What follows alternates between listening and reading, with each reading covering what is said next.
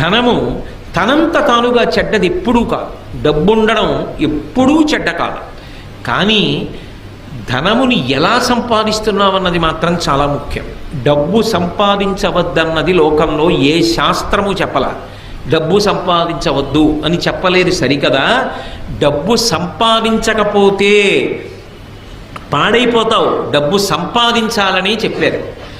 కానీ మీరు ఇక్కడ ఒక్క విషయాన్ని జ్ఞాపకం పెట్టుకోండి, డబ్బు సంపాదించడం అనేది ఎంత ముఖ్యమో సంపాదించిన డబ్బు వలన అహంకారం పెరగకుండా ఉండడం కూడా అంతే ముఖ్యం.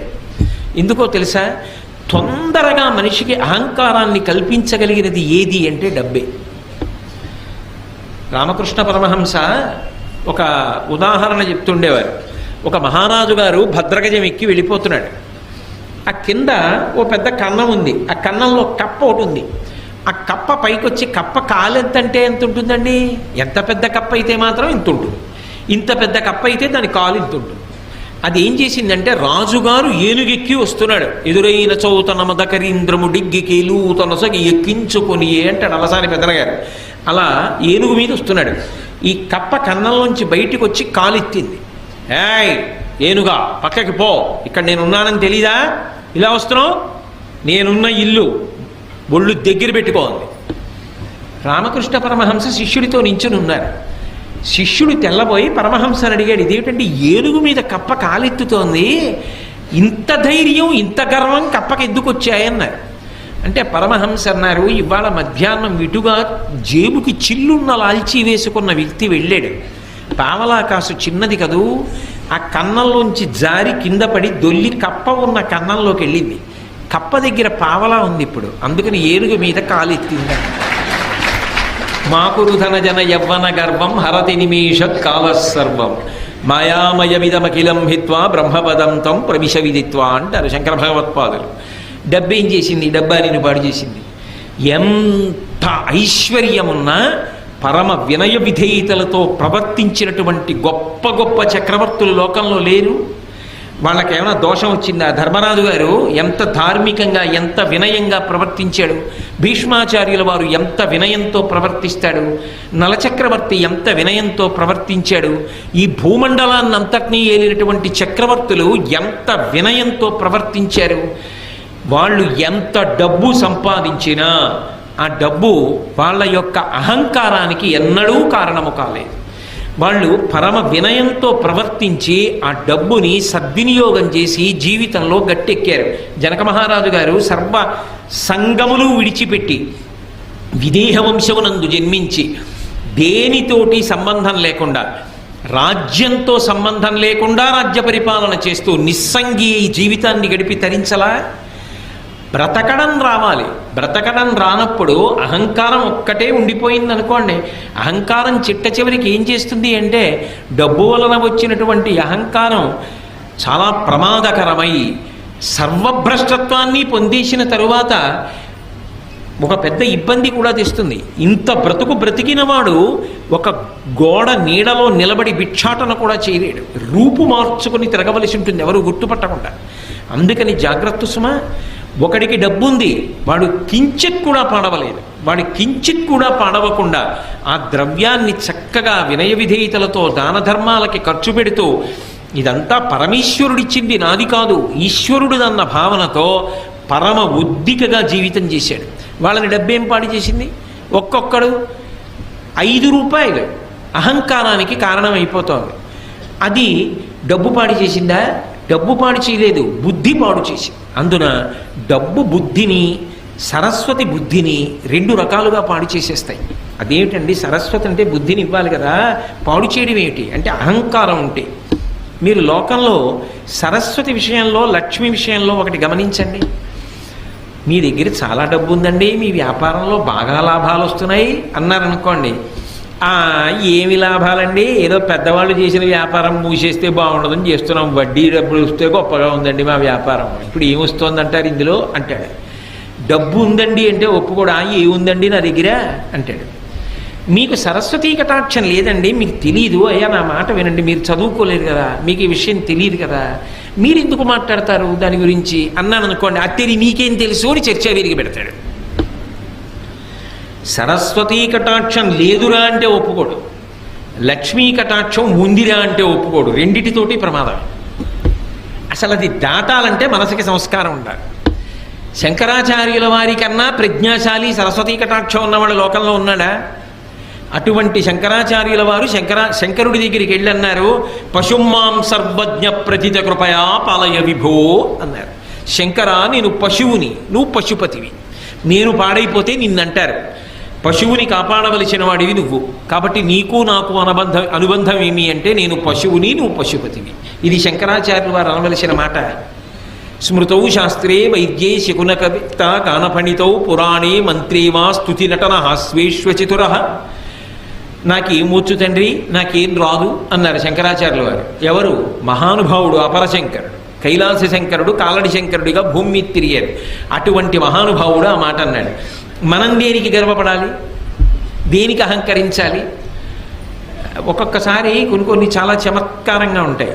నేను విశాఖపట్నంలో చదువుకునే రోజుల్లో ఒకసారి అకస్మాత్తుగా వాకాటి పాండురంగారావు గారని మహానుభావుడు, చాలా గొప్ప వ్యక్తి, చాలా గొప్ప వ్యాసాలు రాసేవారు ఆయన మాకు కల్చరల్ హెరిటేజ్ ఆఫ్ ఇండియా అని, అది కంపల్సరీ పేపర్, అన్ని కోర్సుల వాళ్ళు చదవాలి. ఆ పేపర్ మాకు ఆయన వస్తుండేవారు వారానికి ఒకసారి. ఆయన పాఠం అంటే చెవి కోసుకునే వాళ్ళం, అంత బాగా మాట్లాడేవారు. ఆయన మాట్లాడుతూ వాట్ ఈజ్ ఎడ్యుకేషన్ అని అడిగారు. వాట్ ఈజ్ ఎడ్యుకేషన్ అంటే ఒక్కొక్కళ్ళు లేచి ఒక్కొక్కటి చెప్పారు. ఒక ఆయన మాత్రం లేచి చెప్పింది నాకు ఇప్పటికీ జ్ఞాపకం ఉండిపోయింది. ఆయన అన్నాడు, knowing that you are ignorant is education. నాకేమీ తెలియదని తెలుసుకోవడమే చదువుకోవడం. ఆయన సాధారణంగా పాఠం చెప్పేవాళ్ళు కొంచెం ఎత్తైన వేదిక మీద కదా నించుంటారు. ఆయన చేతిలో డస్టర్ టేబుల్ మీద పెట్టేసి కిందకి దిగొచ్చి ఆ చెప్పిన వాడిని గట్టిగా కౌగలించుకొని, చాలా బాగా చెప్పావోయ్ అన్నాడు. ఎవరు ఏమిటి మీకు అనవసరం, నాకు అనవసరం, నాకు మాత్రం పేర్లు గుర్తుంటాయా? ఎంతకని గుర్తుంటాయి? ఎప్పుడో చదువుకున్న చదువు. కాబట్టి నాకేమీ తెలియదని తెలుసుకోవడం చదువు.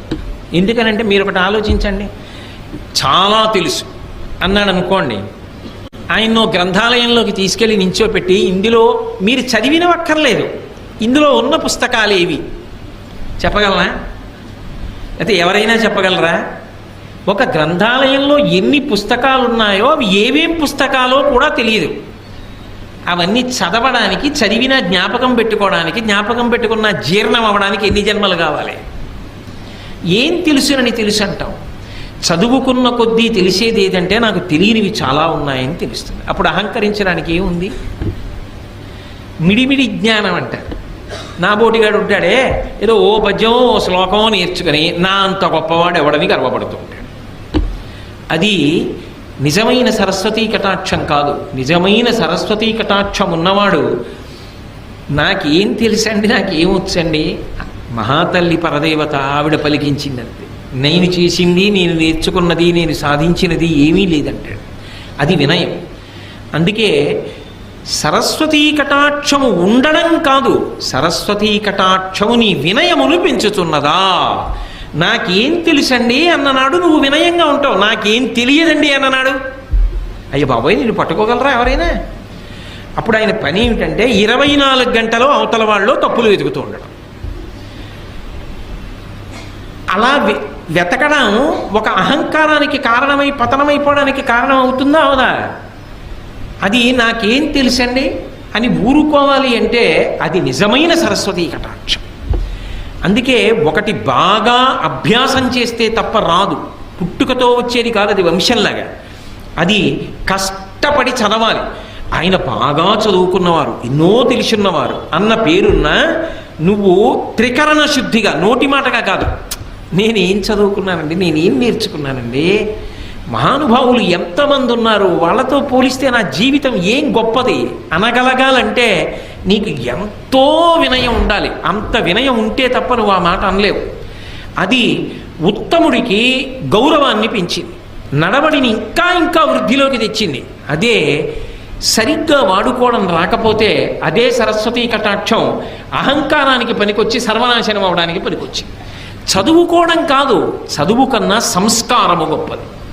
ఆ సంస్కారము మనసులో బాగా ఏర్పడే ప్రయత్నం చేసుకో.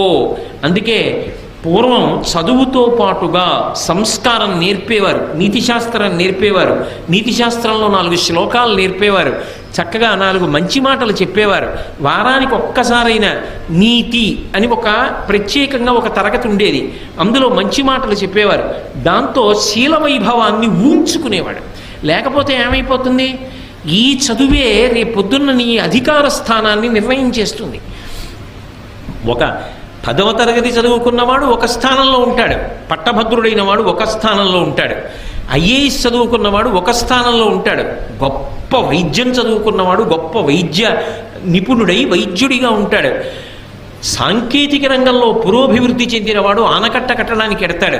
నువ్వు ఏం చదువుకున్నావన్నది కాదు, నువ్వు చదువుకున్న దాని వల్ల నువ్వు ఉన్నతమైన స్థానమునకు వెడతావు. ఉన్నతమైన స్థానములో ఉన్నవాడు ఉన్నతంగా నిలబడి సమాజపు విలువలను నిలబెట్టగలిగిన వాడు అయి ఉండాలి. ఆ స్థానమే ఎలకలా కన్నాలు పెట్టడానికి పనికొస్తే ఇక నీ వలన సమాజమునకు విలువ ఏం కలుగుతుంది? అప్పుడు భద్రం పోలా. సర్వే వేదవిద శూరాః సర్వే లోకహితే రతాః సర్వే జ్ఞానోపసంపన్నాః సర్వే సముదితా గుణైః అంటారు రామాయణం బాలకాండలో. ఎంత చదువుకున్నావో, ఎంత పెద్ద స్థానంలో ఉన్నావో అంతగా లోకము యొక్క హితము గురించి కూడా ఆలోచించగలిగిన పెద్ద మనసు ఉండాలి. అది లేకపోతే ఇదంతా నా అభివృద్ధికే పనికి రావాలి అన్న భావన నిలబడిపోయిందనుకోండి, అది ఏమవుతుందంటే స్వార్థమునకు మాత్రమే పనికొస్తుంది. అప్పుడు దాని వలన సమాజము భ్రష్టమైపోతుంది. అలా కాకుండా ఉండాలి అంటే నీ సరస్వతీ కటాక్షము కానీ, నీ లక్ష్మీ కటాక్షము కానీ, నీ వంశము కానీ ఏదైనా సరే నిన్ను వృద్ధిలోకి తీసుకురావడానికి పనికొచ్చేదై ఉండాలి. ఇందులో యువతల వారికి తెలియడం అన్న మాట ఉండదు సుమండి. యువతలవాడు ఎప్పుడూ కూడా నువ్వు ఎంత ఎదిగావో, నిజంగా అలా ఉన్నావో అలా లేవో తెలుసుకోవడం సాధ్యం కాదు. ఎందుకని అంటే మీరు ఒక్కటి గమనించండి, స్థానము ఎంత ఉన్నతమైతే యువతల వారు ఆయన దగ్గర ఉండే అవకాశం అంత తగ్గిపోతుంటుంది. అప్పుడు మీరు ఎలా లెక్క కట్టగలరు? తనకి తాను పరిశీలించుకోవాలి. ఏది పరిశీలించాలంటే దంభమున ఎందు ప్రవేశించినదా, ఇది చాలా చాలా అవసరం. నేను నోటి మాటగా ఈ మాటలు చెప్తున్నానా, నిజంగా నాకు ఆ వినయ సంపద ఉన్నదా? నిజంగా నేను పెద్దల పేరెత్తేటప్పటికి గౌరవంగా మాట్లాడగలనా? గౌరవంగా నోటితో మాట్లాడడం కాదు, నిజంగా నేను ఆ గౌరవాన్ని చూపించగలనా? నేను నాకన్నా సరస్వతీ కటాక్షం ఉన్న వాళ్ళకి గౌరవం ఇచ్చి నాకేం తెలుసని నిలబడగలనా? నాకున్న డబ్బు నాది కాదు గొప్ప, నేను సంపాదించగలిగిన ప్రజ్ఞ అయితే ఇలా లోకంలో ఎందరో సంపాదిద్దరు. యద్రూభంగా ప్రమాణం స్థిరచరరచనా తారతమ్యే మురారేః వేదాంతాః తత్వచింతాంబరభిదురసి యత్పాదచిహ్నైత్తరంతి భోగోపోద్ఘాతకైలీచులికిత భగవత్వైశ్యరూప్యానుభావ సానశ్రీః అస్పృణీతాం అమృతలహరిధీలంఘనీయైః అపాంగైః అంటారు పరాశర భట్టర్లు శ్రీగుణరత్నకోశంలో. గత జన్మలలో చేసినటువంటి పాపపుణ్యములను బట్టి పుర్రె మీద రాసేటప్పుడు లక్ష్మీదేవి బ్రహ్మగారి తల్లి కనుక, సృష్టికర్త యొక్క తల్లి కనుక, అమ్మ గత జన్మలో వీడు ఫలానా పేరుతో ఉన్నవాడమ్మా అంటే ఆవిడ ఓ వాడా లోకహితము కొరకు ప్రవర్తించిన వాడని కనుబొమ్మ పైకెత్తిందనుకోండి, ఓ అని ఇలా కనుబొమ్మ పైకెత్తితే యద్భ్రూభంగా ప్రమాణం, ఆవిడ కనుబొమ్మ పైకెత్తితే ఈ జన్మలో వాడు మహదైశ్వర్యవంతుడవుతున్నాడు. యవ్వని వాకిట ఇభమద పంకంబు రజభూషణ రజో రాజినడగు అంటుంది ద్రౌపదీదేవి భారతంలోనే. ధర్మరాజు గారి ఐశ్వర్యం ఎటువంటిది అంటే ఆయన దర్శనం చెయ్యడానికి లోపలికి వెళ్ళేటటువంటి చక్రవర్తులు ఒకరినొకరు తోసుకుంటే వాళ్ళు భుజాలకి పెట్టుకున్న వజ్రములు వైఢూర్యములతో కూడుకున్న ఆభరణములు ఒరుసుకున్నప్పుడు వాటి యొక్క నుషి కింద పడి గాలికి పైకి రేగుతుంటే ఆయన అంతఃపురం ముందు కట్టబడినటువంటి మదగజముల యొక్క చెవుల పక్కనున్న కన్నములలోంచి కారిన మదజలముల చేత ఈ రేగుతున్న వజ్ర వైఢూర్యముల ధూళి అణచబడుతుండేదిట. అంతటి ఐశ్వర్యవంతుడయా ధర్మరాజు అంటే ఏమిటి తేలిగ్గా మాట్లాడుతున్నావు? అయితే ధర్మరాజు పాడవడానికి పనికొచ్చింది ఐశ్వర్యం? పనికి రాలేదుగా. ఎంత ఐశ్వర్యం ఉంటే ధర్మరాజు గారు ఉలికులికి పడ్డాడు? ఏం ఉలికి పడలేదుగా. లేనినాడు బెంగెట్టుకున్నాడా? మీరు విన్నారుగా వ్యాసుల వారి గురించి చెప్పినప్పుడు తీసుకెళ్ళి మళ్ళీ హిమవత్ పర్వతం మీద ఉన్న ఐశ్వర్య నిధులను ఇచ్చాడు. ఇస్తే దాచుకున్నాడా? అశ్వమేధయాగం చేసి అందరికీ పంచిపెట్టేశాడు. అందుకే ఆ లోపల ఉండవలసినటువంటి సంస్కార బలము ఉండకపోతే దంభముగా పరిణమించిందనుకోండి, అది చాలా ప్రమాదహేతు, ఎదుటివాడు కూడా పట్టుకోలేడు. ఎందుకని అంటే చాలా మంచివాడిలా కనపడుతూ ఉంటాడు పైకి. ఎలా తెలుసుకుంటారండి? సాధారణంగా వేషాన్ని చూస్తే చాలా మంచివాడు అనే అనుకుంటారు కదా. ఒక కొంగ ఉందనుకోండి, ఓ సరోవరం పక్కన నించుంటుంది, ఒంటికాలు మీద నించుంటుంది, కళ్ళు మూసుకుంటుంది, సాధారణంగా తెల్లగా ఉంటుంది. కొంగ జపం అంటారు. అందుకే చూసిన వాళ్ళు ఏమనుకుంటారు, అబ్బా ఈ కొంగ ఏదో పెద్ద మార్పు వచ్చేసింది, లోపల జీవుడు ఎవరో ఆ సరోవరంలో స్నానం చేసి ఇంత తెల్లవారకట్ట దాని ఒడ్డున నించుని ఇంత చలిలో అలా కళ్ళు మూసుకొని అలా జపం చేస్తోందే కదలకుండా అనుకుంటాం. అది నిజానికి సంపుటములను ముందుకు చాపి ఇలా చూసుకుంటూ ఉంటుంది. చేప నీళ్లలోంచి ఇలా వచ్చిందనుకోండి, చటుక్కున తిరిగి సంపుటములతో చేపని పట్టుకుని పైకి ఎగిరిపోయి తినేస్తుంది. నిలబడింది ఒంటికాల మీద, ఒళ్ళంతా తెలుపు, చూస్తే శుద్ధ సత్వస్వరూపంతో ఉన్నట్టుంది, లోపల ఏ చేపని పట్టుకుందామని ఆలోచన. దంభము అంటారు. పైకి కనపడినట్టు లోపల లేడు. ఎంత రంగు పట్టుబట్ట కట్టి ఎంత గొప్పగా విభూతి పుండ్రాలు ఒళ్ళంతా పెట్టుకుని ఎంతంత వేషాలు కట్టినా నీ లోపల బుద్ధులు మాననప్పుడు దంభం కాదు. లోపల బుద్ధి పోలేదు. పైన శరీరానికి ఎన్ని అలంకారాలు చేస్తే పుట్ట మీద కొడితే పాము చచ్చిందా? లోపల కొట్టాలి. గొరుగు చుందురు జుత్తు కొన్ని వందల సార్లు దాని పాపమేమో కానరాదు, అఖిల పాపములకు నిలయమైన మనసు గొరగడేమి మానవుండు అన్నాడు ఒక ఆధునిక కవి. అలా లోపల మార్పు రాకుండా దంభంతో ఉండి పైకి ఎంతో మంచివాళ్ళ నటిస్తూ పోతే అమాయకులైన వాళ్ళు, పెద్దలైన వాళ్ళు మంచివాడు అనుకున్నారేమో, కానీ వాళ్ళు మోసపోతే వాళ్ళకు వచ్చిన నష్టమే ఉంది అనుకున్నారేమో పాపం, అంతే, అంతవరకే. కానీ మోసపుచ్చిన దోషం కూడా నీకు రావట్లా, పాడైపోవట్లా. కాబట్టి నిన్ను నువ్వు నిరంతర పరిశీలనం చేసుకుంటూ ఉండాలి. ఉత్తమ వంశంలో పుట్టావు, వంశమునకు కళంకం రాకూడదని ప్రవర్తించాడు, ఏమీ పాడవడు. ఉత్తమ వంశంలో పుట్టా, అహంకారానికి కారణమైంది, తాను పాడవడు, ముందు పుట్టిన వాళ్ళు కూడా పాడైపోతారు. సరస్వతీ కటాక్షం ఉన్నది, ఏమి పాడవడు. ఆ సరస్వతీ కటాక్షం 10 మంది హితానికి పనికొచ్చిందనుకోండి, ఆవు గడ్డి తిని పాలిచ్చినట్టు తాను కష్టపడి చదువుకున్న శాస్త్రాన్ని 10 మందికి ఉదారంగా పంచిపెట్టేశాడనుకోండి, తాను శాశ్వతమైన కీర్తిని పొందుతాడు. నాకేం తెలుసు అని వినయంతో బ్రతికాడనుకోండి, భగవంతుని యొక్క అనుగ్రహానికి పాత్రుడవుతాడు. ఏదో కొంత తెలుసుకుని నాకన్నా తెలుసున్నవాడు లేడు అని అహంకారానికి పోయాడనుకోండి, 24 గంటలు చదువుకున్న చదువు అవతలవాడి యొక్క తప్పు పట్టడానికి పనికొచ్చింది. పనికొస్తే ఇప్పుడు ఆ చదువు స్వార్థంతో నిండిపోయింది. ఏదో ఒకటి ప్రతిఫలం లేకపోతే ఆయన చదువుకున్న చదువు వల్ల సమాజానికి ఉపయోగం ఉండదు. అప్పుడు ఏమవుతుంది? చాలా గొప్ప పడగ నాగుపాముది, దాని మీద మణి ఉంది. నాగుపాం పడగ మీద ఉన్న మణి ఎవరికైనా ఉపయోగపడుతుందా? వెళ్ళి తీసుకోగలరా? ఆయన ఎంత చదువు ఉంటే మాత్రం ఎవరికి ఉపయోగపడుతుంది? అవతల వాళ్ళలో తప్పులు ఎంచడానికి పనికొస్తుంది, ఇంకొకరిని చిన్నబుచ్చడానికి పనికొస్తుంది. అలా ఉండకూడదు కదా. చదువు అవతల వారు ఎంత చిన్నవాడైనా గౌరవించడానికి పనికి రావాలి. చాలా బాగా చెప్పావోయ్, చాలా బాగా మాట్లాడేవోయ్ అని పిల్లల్ని కూడా ప్రోత్సహించగలగాలి. శ్రీభాష్యం అప్పలాచార్య స్వామి వారు ఎవరైనా రామకథ చెప్తుంటే చెప్పబోయ్, రామాయణం ఎంతకాలం బ్రతికుంటుందో అంతకాలం మనుష్యత్వం బ్రతికుంటుంది నాయన అనేవారు. అంతేగాని నీకేం తెలుసు రామాయణం, నువ్వేం చెప్తావు రామాయణం అనలేదే. అందుకు మహానుభావుడు ఇప్పటికీ కూడా స్మరింపబడుతున్నారు ఆయన. సరస్వతీ కటాక్షం నీకు వినయం ఇచ్చిన నాడు ఏమి నిన్ను పాడు చేయదు, ఇంకా వృద్ధిలోకి వస్తావు. అహంకారం ఇచ్చిన నాడు పతనమైపోతావు.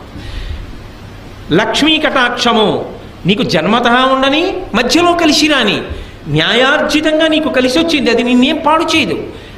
దాని పట్ల నీకు సంగము లేకుండా అది భగవంతుడి అనుగ్రహం అని నువ్వు నిలబడగలిగిన నాడు అది నిన్ను పాడు చేసేది కాదు. ఇదంతా నాదే అని అహంకారం అనకపోతే నువ్వు భ్రష్టమైపోతావు. ఆ డబ్బు నీ దగ్గర ఉన్నందుకు సమాజము భ్రష్టమైపోతుంది. కాబట్టి ఈ 3 ఉండడం తప్పు కాదు.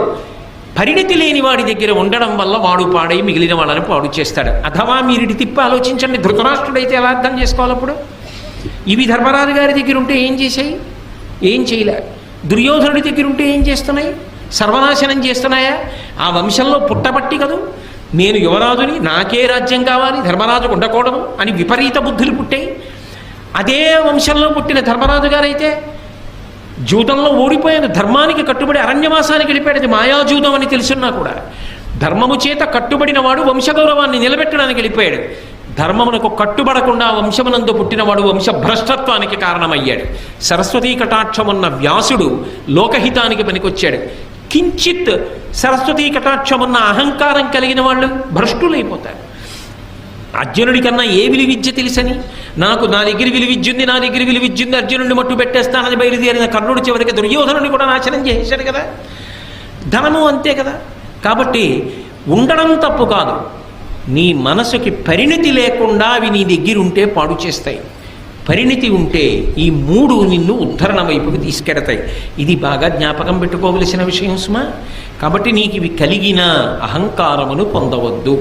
అవి నీ ఆరోగ్యవంతమైన భయమునకు కారణమై నువ్వు మరింత బాగా బ్రతకడానికి హేతువులు కావాలి. కాబట్టి ధనమును, విద్యయు, వంశంబును దుర్మతలకు మదం బొనరించును, సజ్జనులైన వారి కడకొవయును వినయం ఇవియ తెచ్చు ఉర్వీనాథ. ఇవే ఒకడికి వినయాన్ని తెచ్చేయి, ఒకడికి అహంకారాన్ని తెచ్చేయి. బాగా అర్థం చేసుకో, నీ మనసుని శుద్ధి చేసుకో. కాబట్టి ఇవాళ అథవా విదురుడు మాట్లాడినటువంటి ఈ 2 పద్యాల్లోనూ కూడా మన మనసుని చాలా సంస్కారవంతంగా ఉంచుకోకపోతే వచ్చే ప్రమాదం, 1 ప్రేమ కలిగిన వారి మాట వినడం, 2 మనకి కలిగిన దానివల్ల పాడైపోకుండా మనని మనం నిలబెట్టుకోవడానికి మనశ్శుద్ధిని ప్రయత్నపూర్వకంగా నిలబెట్టుకోవడం. ఈ 2టిని ప్రస్తావన చేశాడు. ఇది దేశకాలములతో సంబంధం లేకుండా ఎప్పుడైనా ఎక్కడైనా సరే జీవితంలో జ్ఞాపకం పెట్టుకుని వృద్ధిలోకి రావలసినటువంటి హితవాక్యములు. అంత గొప్ప విషయాలు చెప్పాడు.